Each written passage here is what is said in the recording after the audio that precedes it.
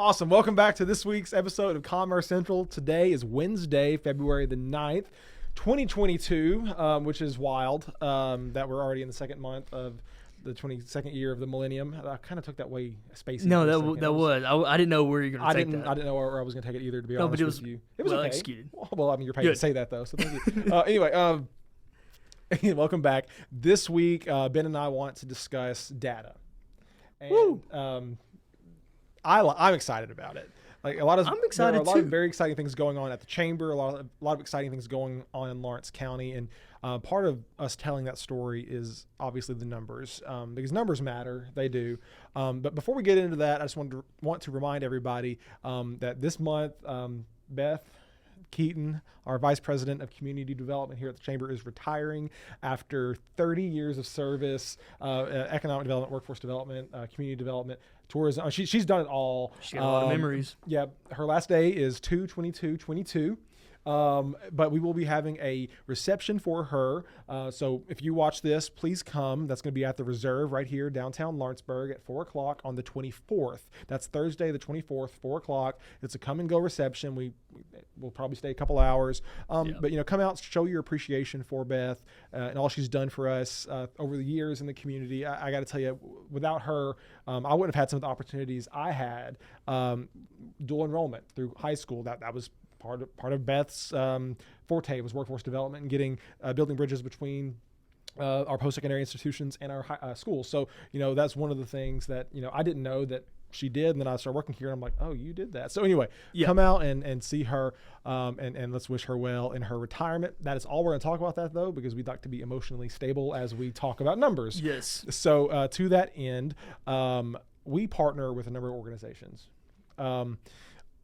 TVA Economic Development has a research arm. The Middle Tennessee Industrial Development Association pulls numbers for us annually. Creates community profiles, and then if we need anything specific as far as like industry research, we can reach out to Courtney, who's our TVA ED field rep, and she can get with the team at TVA ED Research and turns around stuff very fast. So if we have a project coming in looking for data about the community that's specific, I could bore you with SOC codes and NAICS codes and the like, but we're not going to do that.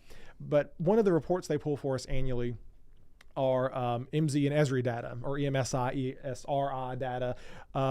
Those are actually geography companies, mapping companies, if you will. But, where there's maps, there's usually people, and where there's people, there's data.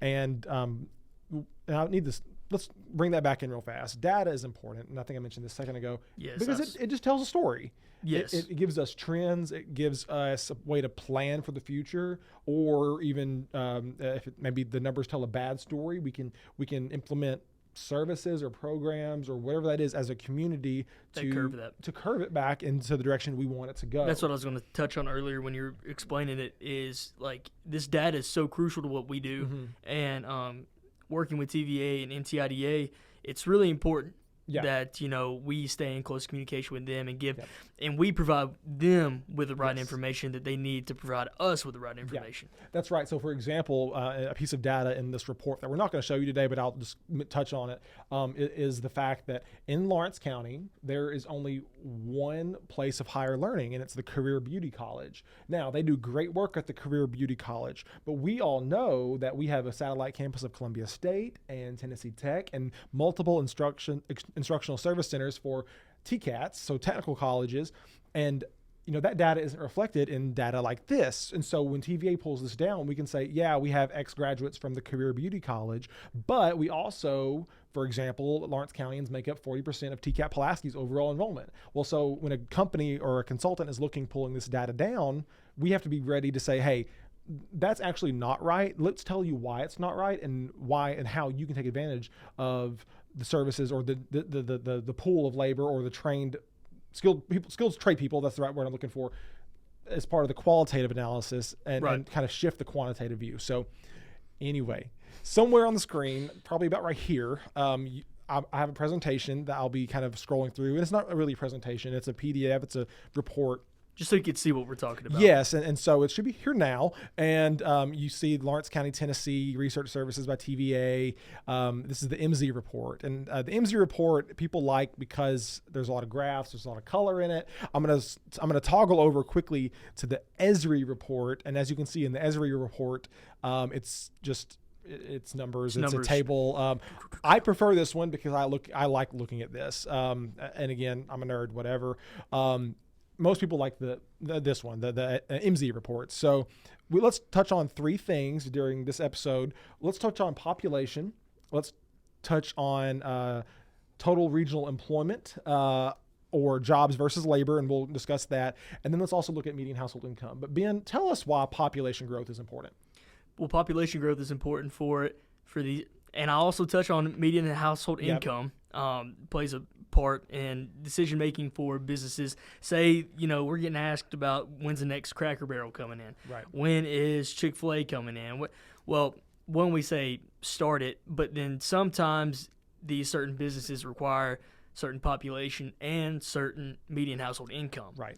So having at least 50,000 median household income is really like baseline for a lot of companies, and so is 50,000 people in population. In an area. An area. So that's one reson why it's important. Thank you. That was a great answer. It's like you practiced that a few times today. Yeah. No, so, but the population for this report tells us that there are 44,831 people in Lawrence County. Now, disclaimer, you might have heard us in maybe the economic development overview, or maybe seen somewhere where Lawrence County's population from the 2020 census was 44,159. So you should know every year or every 10 years there's a census, and that's the baseline for everything we do numbers wise for the next decade. Then every year we build on that based on reports like this that give us an idea of, are we growing? Are the trends carrying forward into the next decade? Are we declining in population? Well, as you see, we've already increased our population by 1.5% 1 year after the census. That's not a surprise to us. We don't think that the census, when it was done, we did it the best we could, but how it was done to a degree, we think we're probably actually closer to that 47,000 person mark, and that's probably on a conservative level as far as an estimate goes. But this is telling us that we're growing actually at a pretty good rate. And so what that means is over the last 5 years, we've added about 4% population, if I'm not mistaken. But when you look at the census numbers, we've over the last 10 years, we've grown 5.5%. So that tells us in the last 5 years, we grew the most. And we're going to carry that same trend with us through 2026. And that's very exciting. So if you look at the numbers here in the takeaways in bullet one, you're going to use my cursor and you should be able to see it here. We added 1,744 people in the last 5 years, and we should get about the same amount, 1,758 people over the next 5.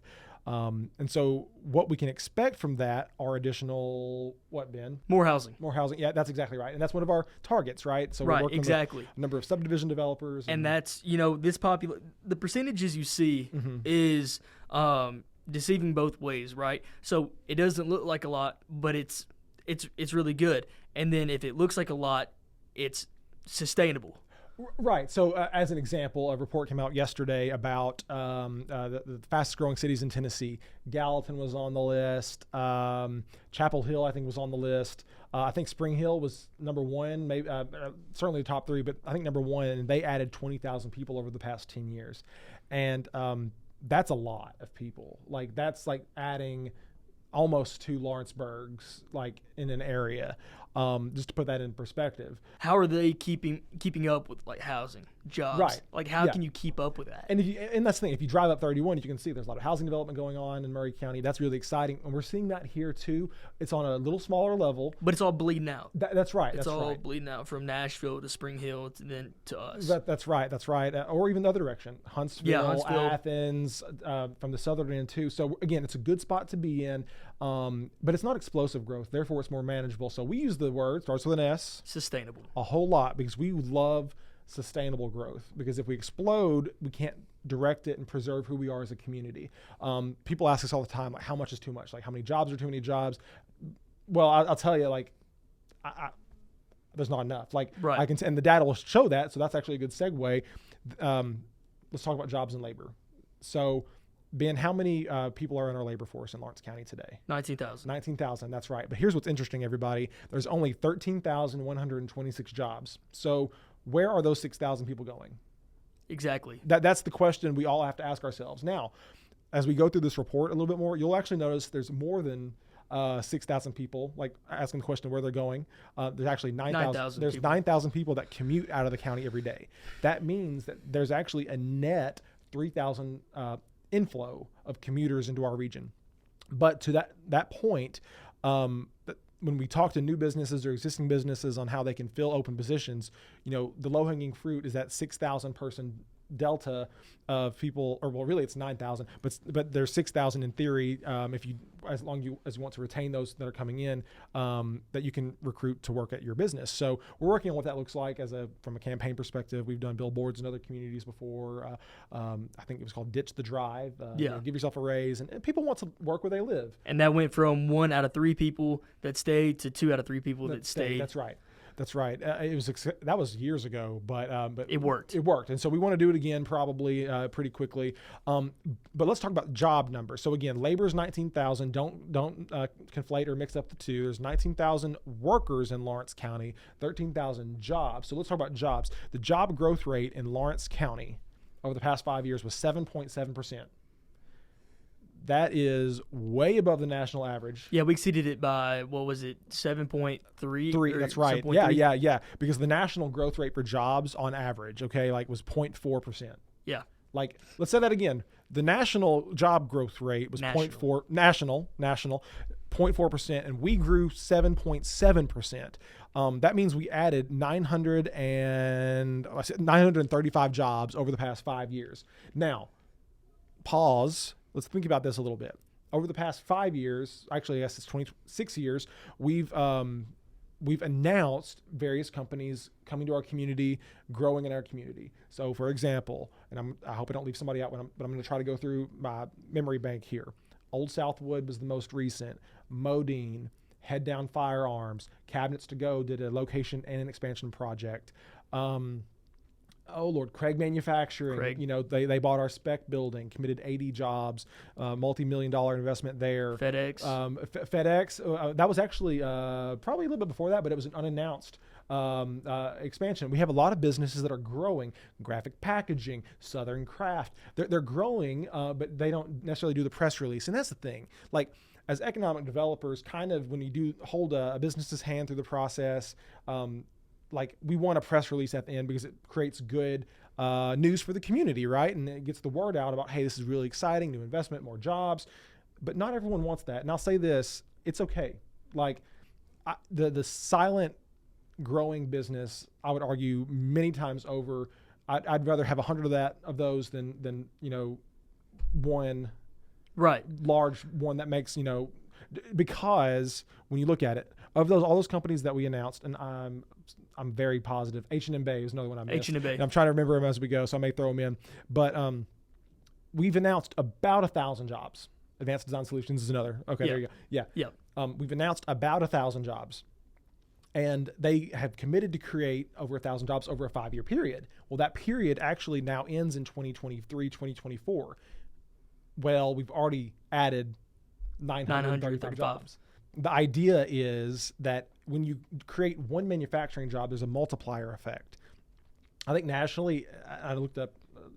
Say what, 2.5? Like 2.5 or 3 jobs. So for every one job we announce, 3 are created. And I should say this: not every one job we announce, but every one manufacturing job created, that might be a silent expansion.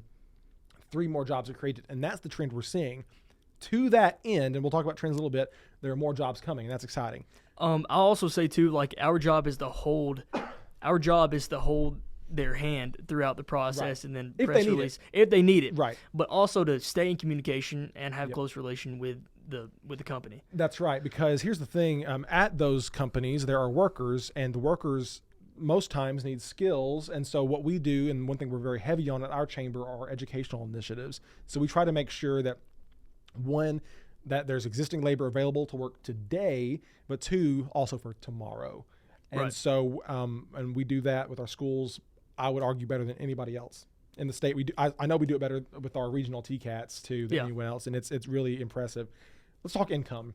This is really exciting to me because when you look at the first part of this is exciting, I should say. Yeah. When you look at the past 10 years, our median household income has increased 35%. But Ben, what else has happened in the past 10 years? Inflation. Excuse me. Inflation has happened. It makes me feel real bad. The definition to inflation will be somewhere here on the screen, lower. If you don't know what that is, I don't even want to try to define it. But we know it's right now. It's hot and heavy in the news. It's a talking point. It's a buzzword. But don't miss out what we just said. Our median household income growth outpaced inflation, which means that we had just under 14%. So actually it was 13.7% net median household income increase. That is good news. Yes. Something to be very proud of. Now, last year it was more, the net was more, but inflation last year was awful. I think average for 2021 was 4.7%. Last year alone, we saw a 3.9% net gain though, because things went up so quickly. Tennessee's economy at large, Lawrence County specifically, has improved very quickly after COVID.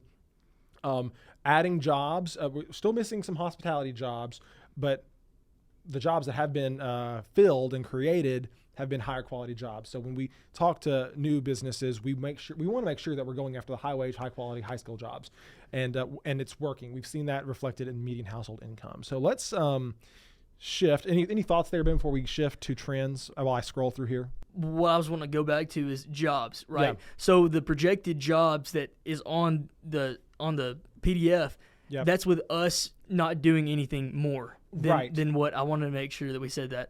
Seriously, like there's so many businesses locating in the region, looking to locate here, looking to expand here because they exist and are doing quite well. So a lot of good news coming there. And I've got that graph. Oh, sorry, wrong graph pulled up. The graph is job trends. So it's now on the screen here. You can see in 2016, 2017, total number of jobs were kind of going down. And then you see that growth start happening in jobs. You see COVID kind of plateau things out there in 2020. But then you can see that looks like a leapfrog or almost like a rock skipping type thing. That graph, that curved upward graph, we can expect per this data an additional 1,300 jobs over the next 5 years. And as long as we do our jobs how we're supposed to be doing our jobs, there'll be high quality jobs. There'll be family wage jobs. And we're excited about that. Just for some perspective, right now, 2021, 13,126 jobs in our community. 2022, 13,494 jobs. And you can see that go up again. 2023, 13,800. And so, again, that's just based off of what we've announced and the multiplier effect. And, again, I think you're going to see some of those hospitality jobs come back as well in a post-COVID world. But to that end, we have to have people to fill those jobs. So let's talk about population trends real fast again.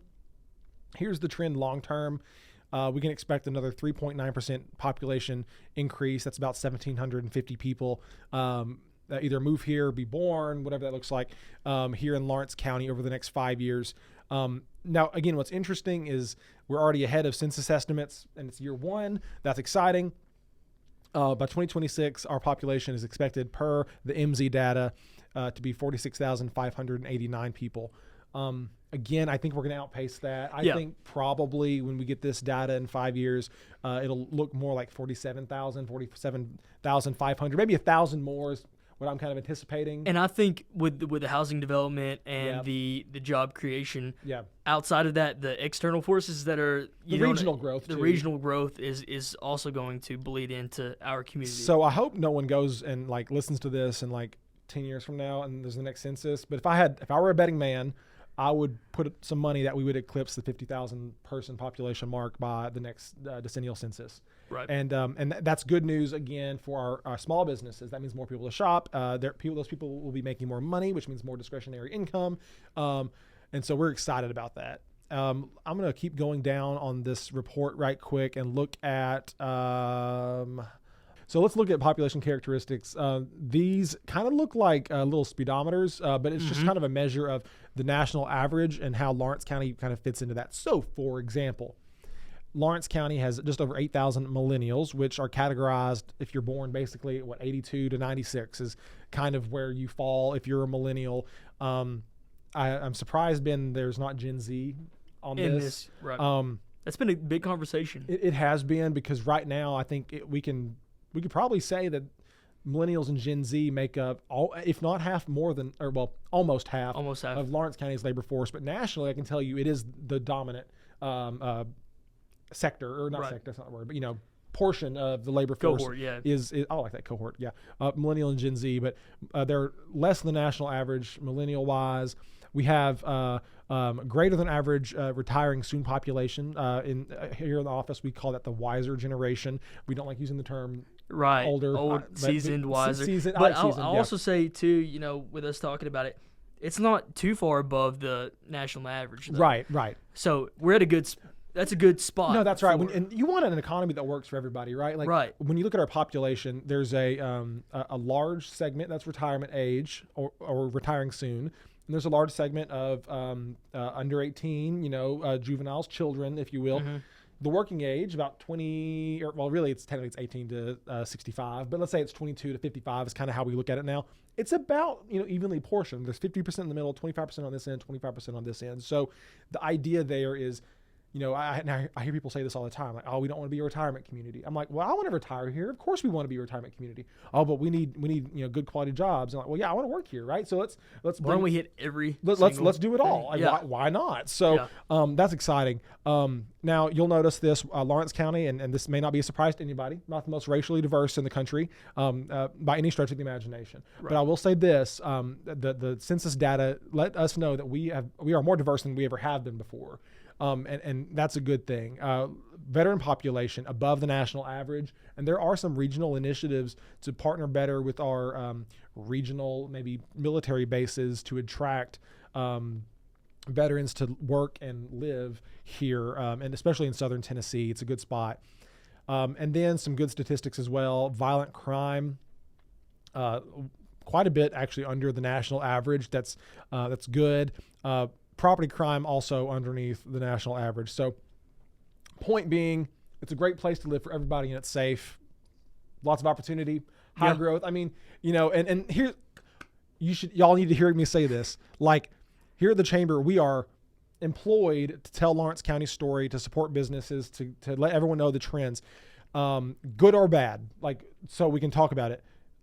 I didn't generate this report. Like, Ben didn't. No. This is just the data that people see, and when they see this data, it's a good story. It is. And so, because we feel good, we feel really good giving you this information. Oh, that's right. That's without skipping a beat. It would not be an issue like to yell us from the rooftops, put it on a billboard, whatever. Now, if some of the data was bad per se, we probably wouldn't put it on a billboard, but we'd certainly be having conversations about it. Right. And so, to that end, keep doing what you're doing, everybody. I mean, our business community is thriving.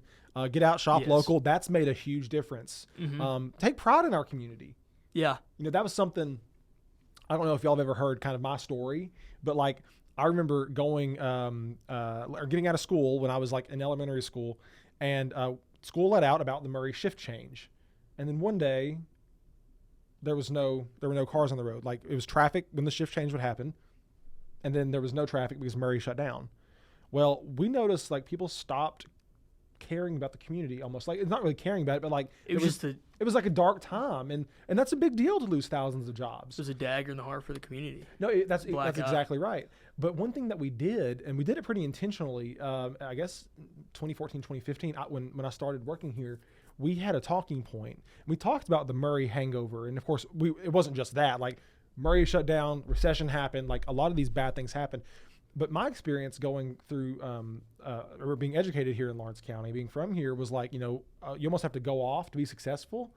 And when we decided to change the talking point to say, actually, no, you can find success here. This place has value. Well, so we stopped talking about the bad as much, started talking about the positive. Well, guess what? More investment started pouring in, and now we are doing better than we ever have before. People's mindsets have changed. That's right. Yeah. So to that end, take pride in where you're from. Take pride in where you live. Take pride in where you do business, because it is a place of value. The numbers tell us that. But But that's all we have for this week's episode of Commerce Central, except for Ben's final word. Dude, what did I say? Prosperity. Prosperity. And that is because our job is to support the community, and prosperity is our goal for the community. And that should be everyone's goal for the community. Yep. And themselves is prosperity. Yep. So, hey, individual wealth, we want our local governments to have the resources, expanding the tax base without raising tax rates, like all these types of things. Like, prosperity is a good word, Ben. I appreciate that. Let's go. Everybody, catch us next week. We got Beth. Central. Oh, we got Beth. Beth next week. Yep. Y'all will hear her story, memories and all that stuff. 30 years of wisdom, and I see. It's gonna be a tough one. It's gonna be a tough one. Okay, all right. Let's get it over with. All right.